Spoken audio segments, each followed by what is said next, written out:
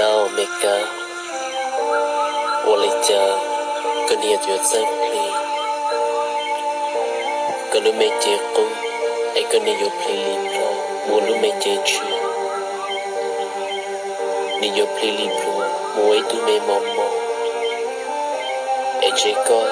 你有几层有需要了 Omega，我来家个有几层 play 呀里个。anh sẽ cứ mua cái lúc mẹ chơi nó, rồi đi plug mua lúc mẹ chơi chia, anh sẽ dẫn đi cái lưu xia, nó được cứ plot thì, cứ nó can được cứ mua mẹ cả, thường là cứ chơi play ya lấy câu, sẽ cứ play đi plug mua lúc mẹ chơi chia, anh cứ cho ta nó dẫn đi cái lưu xia, rồi lúc mẹ chơi cũng, rồi nó khó mua mẹ cả, lâu lấy cha, sắp lấy cha lo. Cô đi chỉ chơi play ya lấy cô, Mega có chơi play chơi chơi, con đi yo play li pro, mua lúc mấy chơi chơi ấy, con đi yo cho, ta nói cho nên cái lưu xia, cho nên cái sọc lớn, cho lúc mấy chơi cũng khó mua Mega, anh chơi có yo chỉ muốn cho cái nhiều xia, cho cái sọc lớn, anh con đi yo mua ya, thông ta tê lo lừa tê. Cái này yo muốn chi thông ta hà là ổn trốn ấy tuôn trốn mong sống nhà lý cứu nó nhiều sao mua có thôn nhiều sao mua có chua lỗ lý cha từ mua chỉ tàu từ mua chỉ cho liều Mega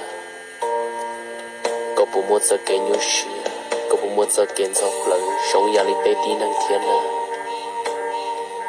để dù lỗ Mega anh nên nhiều giờ play để nhiều play li pro mua luôn mấy cái chú chia, ấy cho nên bây một giờ cái nhau xia Mega,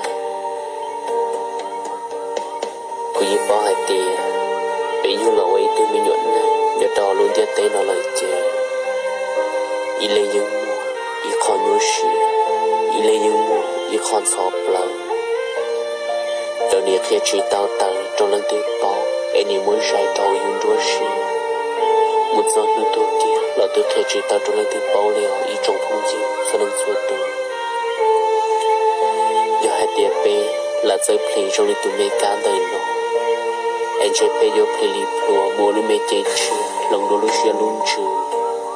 giờ mua tụi mê mò mò đôi chia giờ mua pi đôi bê luôn nâng chia lòng đồ cho kế xa anh bây giờ mua cho nên kế cô cô cho nên kế nhua xia lưu xia ta thâu lò mua trò chơi từ nét chế cũ qua thiên lưu mùa ý trong thu dư cho nên xua tua lẩu lấy cha bên nhiệt lồng bầu chỉ tao trong lấy tu Mega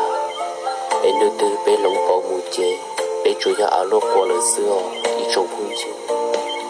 giờ hai tiền bên là lồng thiên bầu tàu plei tàu trong lấy tu Mega đời nó chơi chơi